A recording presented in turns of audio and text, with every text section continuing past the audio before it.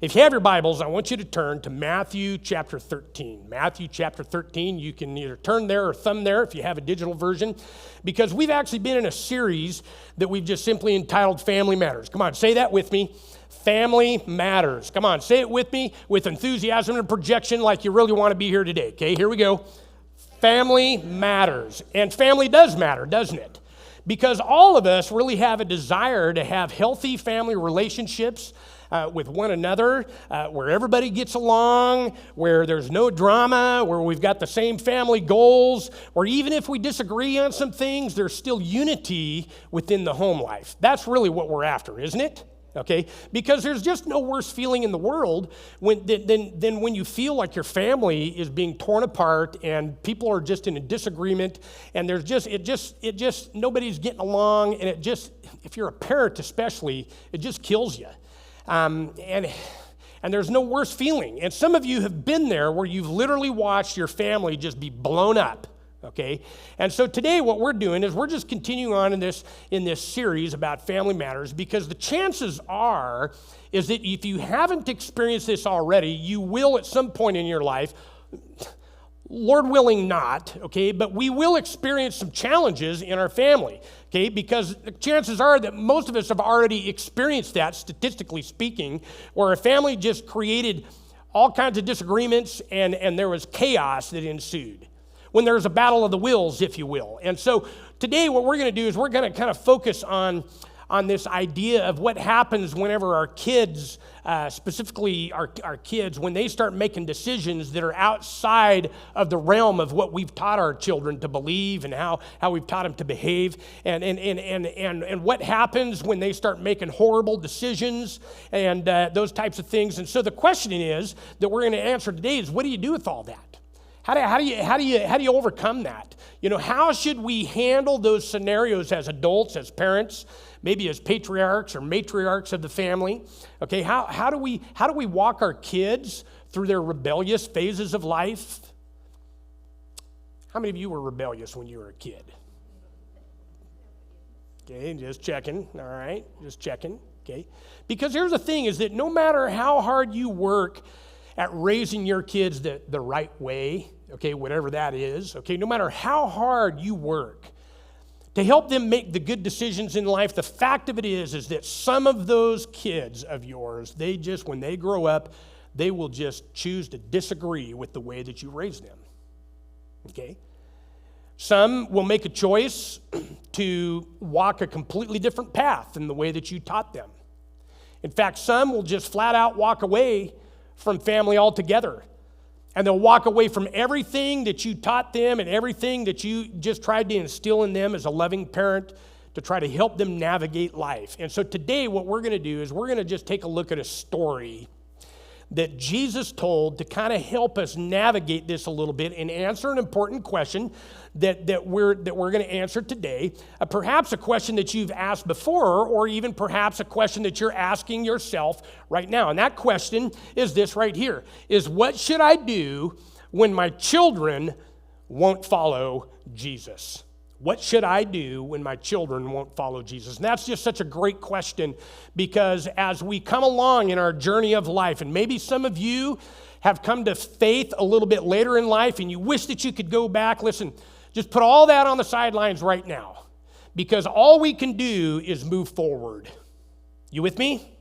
Okay, so I want to encourage you that there are some things that we can do if your kids don't follow Jesus. Now, in this series, we've already talked about, as we launch this series, the importance of raising our kids to follow Jesus. And some of you didn't have that opportunity because you didn't serve Jesus when you were raising your kids. And really what we talked about in that process was the idea that it all really begins with the parents living the kind of life and being the kind of person that you want your kids to grow up to be, okay?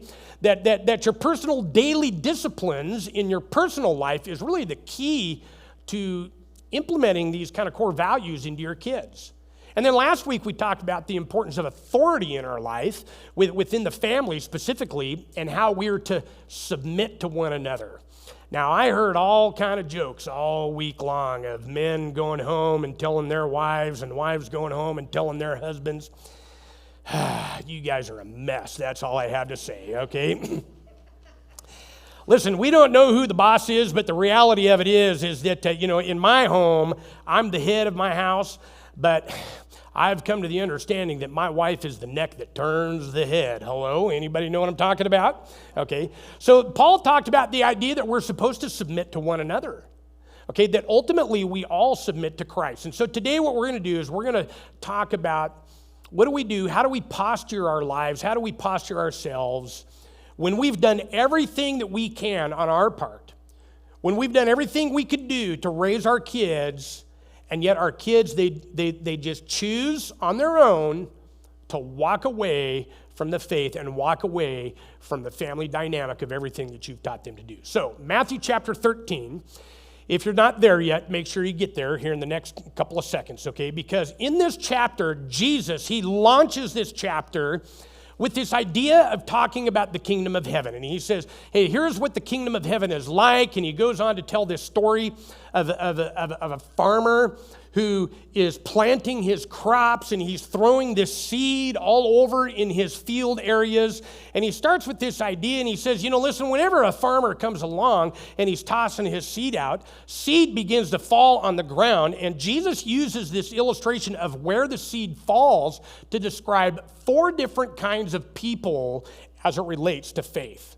Okay, and so Jesus comes along and he says, listen, he says the first kind of seed, when it lands on the path, okay? And so what happens on the path is that's easy pickings for the birds to come along, and they start eating the seed. And so Jesus said, listen, whenever we talk about seed that lands on the path, those are people who they hear God's word, but they lack understanding of what God's word really means. And as a result, the evil one comes in and it snatches the good seed out of their life so that they can't prosper in their faith. And then Jesus says, the farmer's coming along and he's tossing seed, and some of that seed, it falls on what is known as shallow soil or the shallow ground. Ground that's kind of rocky, and it doesn't have a lot of soil because it kind of turns into this nasty non-crop growing type of soil.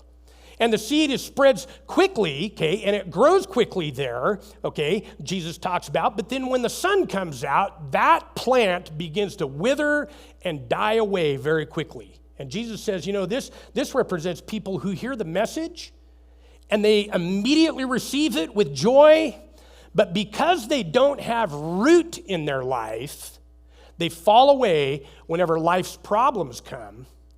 And life's problems kind of take over their belief system. Then Jesus talked about seed that when the farmer's tossing this out, sometimes the seed, it lands kind of out the outside of the crop into where the thorn bushes lay. Okay, or we might say the briars or the blackberries, okay? And so what happens is that the seed, it grows in there, but the problem is that the roots of the thorns begin to choke out the seed of the tender roots of the good seed. And Jesus said this represents people who they allow the cares and the worries of this world to push God out and to occupy their mind and their spirit. Now that right there we could just talk about for a long, long time, because some of us in this room right now, we got all kind of worries. We got all kinds of concerns about this life. Jesus says, don't allow that good seed to be planted among the thorns, because the enemy will come and choke the good things of God out of you. And then Jesus said, obviously some of the seed that the farmer's tossing falls on good ground, and it produces 30, 60, or even 100 times itself. And this represents people who hear God's word and understand it and apply it. So then Jesus, as he carries on in this story, he goes on to describe a couple things. Towards the end of the chapter, he goes on to talk about another scenario that probably applies to a bunch of families as it relates specifically what I'm going to liken to people that were raised in the church. You raised your kids in the church, in the faith, and yet the good seed is planted in the soil, but something happens in the middle of that contaminates the good crops and the best efforts of the parents and kind of squelches that out. So we're going to talk about that part of the story in Matthew chapter 13 this morning. So here's what Jesus says in verse 24. Matthew 13, verse 24. Follow along. If you don't have a Bible, okay, here's what we've got it on video for you. Here's how Jesus described. He said, the kingdom of heaven is like a farmer who planted what? Good seed in where? In his field. Now, what we see here is, as a parent, okay, I want you to just imagine, okay, that everything that you've done up to this point, that you're just like this farmer who has done everything that you can to plant good seed into your kids. Okay, and you've done everything that you can to teach them the right thing. You've done everything you can to teach them good core values, to be respectful. You've taught them how to live with authority. You've done all those things, how to be disciplined, and you've done everything you can. Okay, so everybody have that in mind? Okay, now here's the thing, is that we're not talking about all the mistakes that you've made, because we've all had them, haven't we? Parents, hello? Have you made mistakes with your kids? I certainly have. I have done things in my home, and I have treated my family some horrible, horrible ways that I wish that I could go back and change. But we're not talking about that, because we've all experienced that, okay? We're not talking about those things. But like this farmer, we're just going to put ourselves in his shoes, that we have done everything that we can to plant the best good seed that we can into the best good soil into our family crop. Okay, y'all there? Okay, you there? Okay, you with me on that? Okay. Now, another clarification that I want to make here before we go on to the reading this story is that Jesus, he is implying in this story, he's not talking about the 4 different kinds of soil that he described earlier in the chapter. I think that Jesus is implying that all of the seed that you've planted has fallen on good soil. Okay? I think that's what Jesus is implying in this story. Now, that's just my opinion. Don't write that down as theology, okay, or doctrine. Okay? That's just my opinion. Okay? But so as parents, we have done the best that we can do with what we knew how to do with. Because nobody's an expert in the room. Hello? I mean, really, the only expert in the room is the Holy Spirit, and I'm not him. Are you him? Okay? So we've done the best that we can, and I want you to just have that image in your mind as we're reading the rest of this story, okay? Because Jesus goes on, and he says that you've planted seed, good seed, into good soil, but look what happens. But that night, as the workers slept, the farmer's enemy came and planted what? He planted what? Come on, say that with enthusiasm, projection. He planted what? Among the wheat. And then, check this out, like the sly little devil that he is, then he slipped away. And when the crop began to grow and produce grain, the weeds also grew.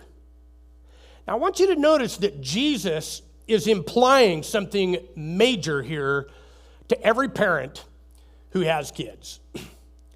That you can do everything right. You can do everything right, but the reality of it is that there is an enemy who sneaks in to disrupt your crops. Did you catch that? I mean, that is so big. That is so big for you as a parent who lives with all kinds of guilt, who lives with all kinds of shame, who lives with all kinds of questions of what ifs. What if I could go back? I wished I could. I wished I would have.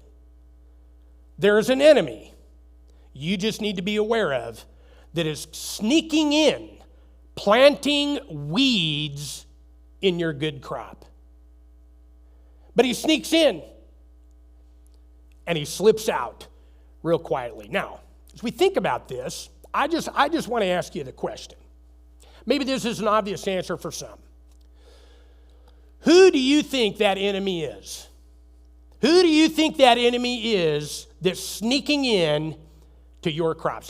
Now, when we think about God's plan for the family structure, which we've been talking about for the last couple of weeks, and how our job as parents is to teach and to bring harmony within society and to teach our kids all these things. When you think about as human beings that we are made in the image of God, when you think about the idea that the role of you as a parent and your responsibility is to teach and raise good crops within the home. Okay? When you think about the home structure as being the foundation to everything that society should be learning as it relates to understanding the relationship with God and how to function within the authority structures that God created, when you think about all that, who do you think benefits the most from your crops being infected by weeds? Who? Any takers? Come on, I heard somebody say it. Satan, absolutely. Everybody say that with me. Satan.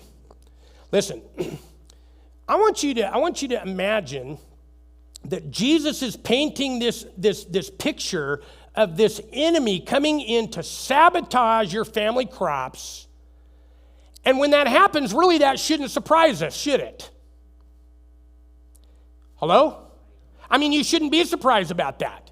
Because Satan, he despises God and he hates everything that God ever created. And that includes you and your kids. No matter how adorable your babies are, no matter how beautiful your spouse is, okay, no matter how beautiful your grandchildren is, the devil, Satan, he is a liar and he absolutely hates you and all the beautiful people in your family. You know why?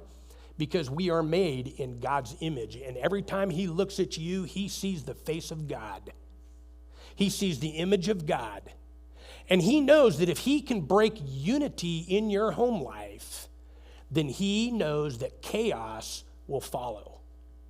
Now, what's interesting is Paul, he talked about this in 2 Corinthians, and he said in 2 Corinthians 11 and verse 4 that Satan comes as an angel of light, meaning that it's not always obvious to us whenever Satan comes into our home life, because he looks safe, he looks harmless, he looks like he ought to be there, but in reality, it's like a moth that's being drawn to a flame, because he comes as an angel of light.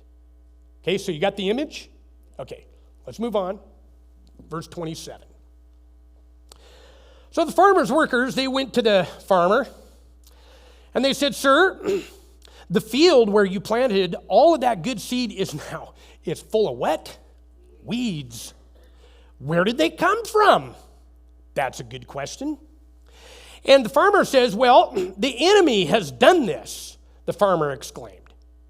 Now, some of you can relate to this story because as your kids have grown up, you have begun to notice some weeds. And you begin to ask some questions, and you're beginning to wonder, man, where did they learn that?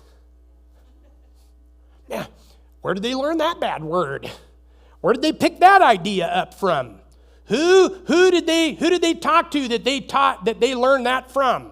Okay, and we're just wondering. And so Jesus says, that is the enemy who is sneaking into your crop, planting some weeds in your children's lives, and then sneaking away. And so the workers, they ask a question that you've probably asked before. I certainly have asked before.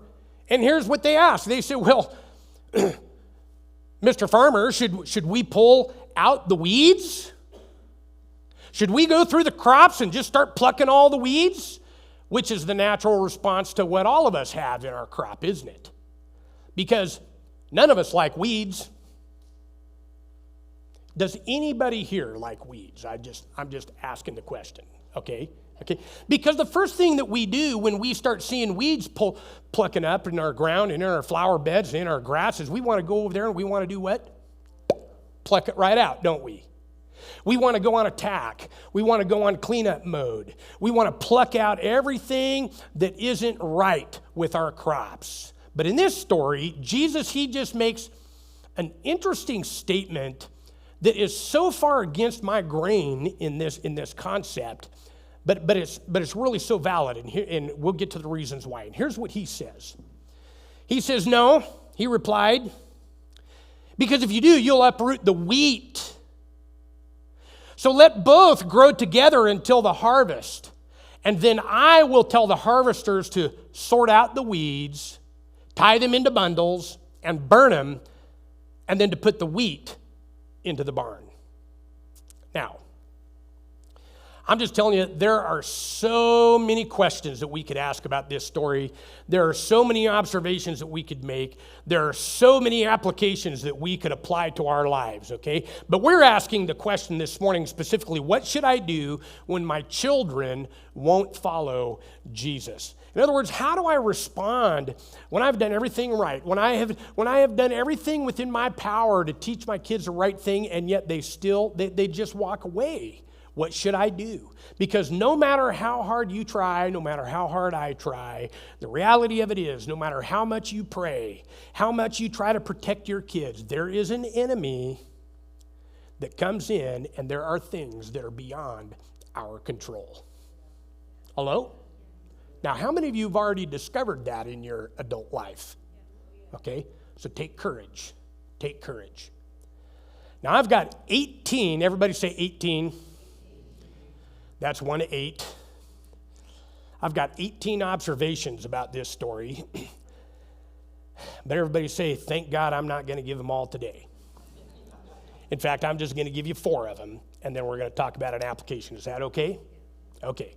So if you're taking notes, I want you to write these things down. These are just observations that I've made about this story that I think are super applicable. And I just, out of 18, I picked what I think are the best 4. Okay, that okay? Okay, here we go. Number 1, I want you to observe with me this morning that the same soil that grows wheat also grows what? Weeds. How many of you observed that with me? The same soil, the same home life, the same principles, the same atmosphere, the same environment. It grows both wheat and weeds. You can do everything right, and it doesn't matter how hard you try. I'm just here to tell you that weeds are inevitable. They just are. Okay, no matter what you do, no matter what you condition the soil with, no matter how you protect that, no matter how much you guard it, it is impossible to prevent weeds from growing in your crop. Now, as a parent, however, we have a tendency to beat ourselves up with all the I wishes. Oh, man, I wish that I could go back. I wish that I would have done this. I wish I would have done that. I wish that my circumstances would have allowed me to do something a little bit different back then. I wish that I had more time. I wish that I just would have done things differently. Listen, we all have those. We all have those moments. And what happens is that we have a tendency to blame ourselves for how our children have turned out. But here Jesus is saying to you, and he's saying to me that, listen, the same soil that grows wheat also grows weeds, okay? Listen, God has given everybody a free will. And there is a time when your children will make a choice of what they choose to believe and how they choose to behave. And if that time hasn't come already, it is soon coming. And as much as it breaks our heart when they choose not to follow what we've taught them, okay, I just want you to know something. That's their decision. And ultimately, they will be held accountable for their choices. Because even God will not violate your decisions of how you behave and what you believe. And he certainly isn't going to violate your children's decisions as they grow older either. Okay? Now, that doesn't mean that there won't be consequences to our decisions, but God will allow people to make their own choice. Now, our job as a parent then is to just keep cultivating the soil, to just make enriched soil. And how do we do that? Well, we've been learning through the last couple of weeks that we do that through our personal disciplines and our personal correction. We do that through our daily disciplines of how we behave and how we monitor our own lives, of the daily routines, of the things that are important in our lives. We become, as a parent, a disciplined individual that demonstrates our faith in the Lord. And that is the best soil that you can cultivate for your kids because they are watching, they are learning, they are observing. But I want you to understand something, that though that is your job, a good farmer, he never, ever, ever stops treating his soil. He never stops cultivating his soil. He never, ever, ever stops. And even though the crops are grown and the crops are harvested and a new season comes around and they replant and they repeat the process year after year after year, a good farmer, they always, always, always take care of their soil. But they understand that the same soil that they plant good crops in also produces weeds. Okay? That's point number one. Number two, write this down. I want you to observe with me that Jesus says the weeds aren't our fault, they just happen. I want you to notice that the farmer nor the workers were responsible for the weeds. Who is responsible? The enemy. The enemy is always lurching around, trying to sabotage your effort. And again, we have a tendency to blame ourselves for something that honestly isn't even our fault. Sometimes weeds happen. Hello? In fact, I thought about naming this title that, Weeds Happen. But in today's culture, with the dispensary on every corner, I just wasn't sure how that would play out. In fact, can you imagine, hey, come to Relevant Church, weeds happen. Yeah, we're all wearing the shirt, hey, weeds happen, come on in, everybody's feeling good. Okay, yeah, just so. All right. Listen. Jesus makes it pretty clear that good soil grows both wheat and weeds. In fact, even Jesus' personal crop, I don't know if you've ever observed this before, but even Jesus' crop, his 12 disciples, even his crop was sabotaged by the enemy. Did you know that there was nobody better who could cultivate and raise a crop than Jesus when it comes to personal disciplines and teaching people how to live their lives and how to grow faith? There's nobody better than Jesus. And yet when we observe Jesus' crop, he had some weeds too. Okay, you remember Peter? He denied him. Thomas, he doubted him. And Judas betrayed him. So out of 12, that's 3. That equals 75% that was untouched. The enemy came in, and if the Lord Jesus crop was annihilated and affected 25%, then it really shouldn't surprise us that the enemy is sabotaging your crops as well. Hello? So remember, weeds aren't your fault. Weeds happen. Number 3, write this down, take a picture of it, make a note of it. I want you to observe with me that weeds tend to shift our attention away from what's most important. This is an interesting statement because nobody likes weeds. They're embarrassing. They make the rest of our crop, they make the rest of our yard look bad, don't they? And what happens is that weeds have a tendency to shift our attention and shift our focus on what I'm going to call cosmetic concerns. Now, in Jesus' story, that's exactly what happened with the workers. Is that instead of looking at all the good things about the crop, instead of looking at all of the good crop and the seed that was planted and growing, their attention was immediately drawn to the 1 or 2 weeds that were in the field. And immediately, what did they want to do? Go and pluck that sucker out. And so they go to the farmer and they ask permission. But what does the farmer say to his workers? Do you remember that part of the story? He says, no, don't do that, he replied. He says, because if you do, you'll uproot the wheat if you do that. That's because weeds and wheat are planted in very close proximity to one another. The tender roots of wheat is where the weeds grow. Which implies then that when it comes to our crop, when it comes to your crop as a family, that honestly, the biggest danger then lies within our reaction to the weeds. You with me? I mean, this is so big. Because how you respond to the weeds literally can determine the outcome. So I just want to encourage you, move forward from where you're at. And just do your best to react in a positive way. Because how you respond determines the outcome. Don't allow your reaction to uproot the good seed that you have planted in your kids' lives. Now, for some of us, our reaction, quite frankly, it's our worst nightmare. Because we're more reactive to situations than we are responsive. You understand the difference?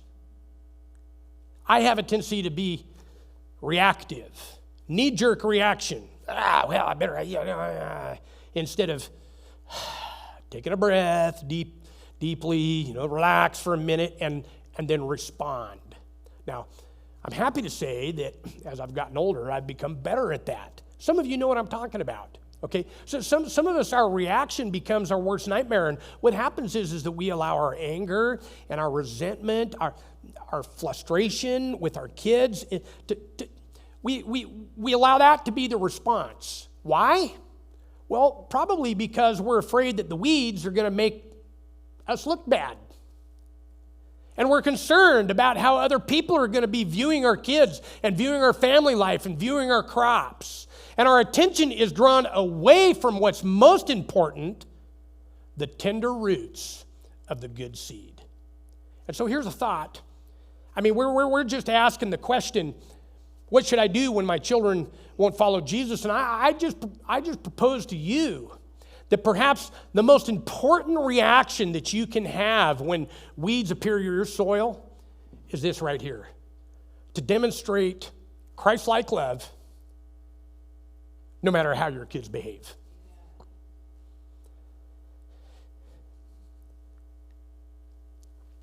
And as a parent, we have a choice. Jesus had a choice with his guys. How did he respond to Peter? How did he respond to Thomas? How did he respond to Judas? Ultimately, when Jesus was crucified, none of them believed that he was Lord. How did Jesus respond to all of his followers when he raised from the dead? He loved them. He said, guys, I know that you don't fully understand what's going on here, but I still have some things I want to teach you. I still want you to be with me.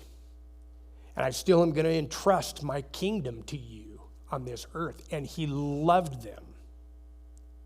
And I propose to you that perhaps that is the biggest way that we should respond to our kids.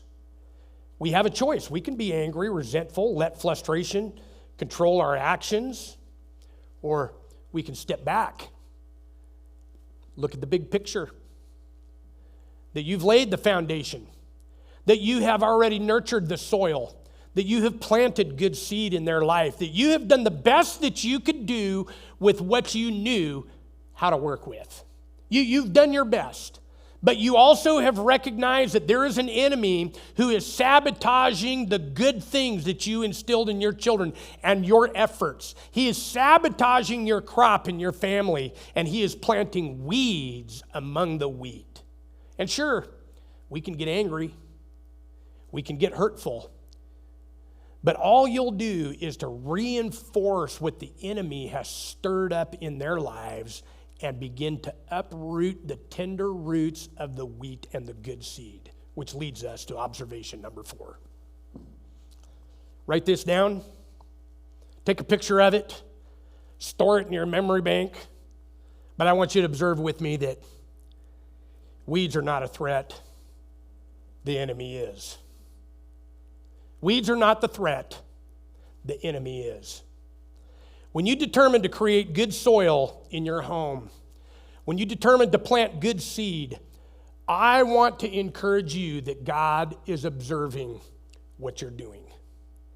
God has taken note. He's taken good records. And the Lord is not fooled between wheat and weeds. And you shouldn't be either. There is an enemy that is creeping around at your doorstep. He is creeping around the lives of your kids. He is creeping around your crops. He is creeping around the concepts that you have tried to instill in your children. And I just want to encourage you that you don't need to blame the weeds. You need to blame the enemy. So don't go plucking up those weeds. So here's the question. What do we do? How do we apply all that important lesson that we learned today? Because some of you got started a little bit later in life, and your kids may have been raised and grown, and they're completely out of the house, and now you've got grandkids, and you've come to the faith, and you're asking the question, man, I just wish that I could go back because I want so desperately for my kids to understand and my grandkids to know what I've learned since then. And you wish that you could have another chance. Well, you can't go back. You can't go back, but you can move forward. Others of you did everything right, and yet the enemy has come in and he has saturated your soil with weeds. Some of you, you're young parents, or maybe you're about ready to become parents, and you're just kind of starting out in this thing. Listen, none of us can go back. All of us are going to make mistakes. All of us have made mistakes. We can only move forward. You with me? That's all we can do. So are there regrets? Absolutely. I have a bunch of them as a parent. We all have them. But let me encourage you with two simple things today. And I'm just going to give these to you real quick, so get your cameras out, get your notepad out. What should I do when my children won't follow Jesus? I think there's just two simple things from this morning's lesson. Number one, continue to cultivate the soil and plant good seed. So if you have not done that in your kids' lives because you came to the faith late, you can begin now. See, all you can do is move forward. And some of you, I've heard your stories and you've done that. And you come so excited, hey, I just want you to know my kids, they've started talking about God a little bit, and they've talked about, maybe they might go to church, and talking about how they started to pray a little bit. And, listen, that's all you can do, is just continue to cultivate that good soil. You can change your crop midstream. Okay, you can do that.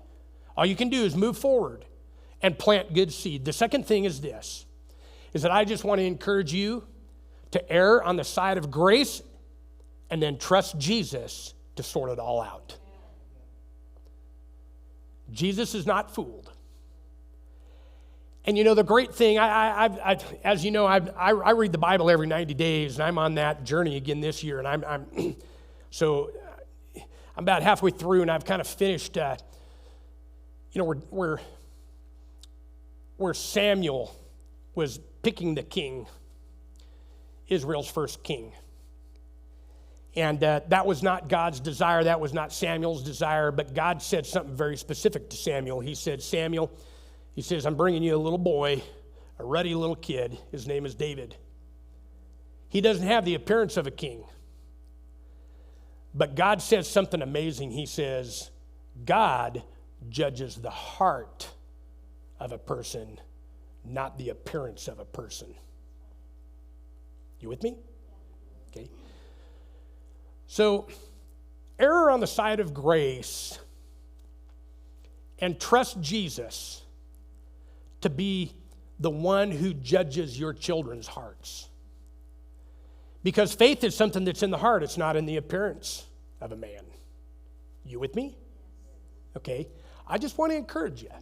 For those of you that have kids that don't serve Jesus, they don't want anything to do with Jesus. Every time you bring up the subject, they want to turn and run away.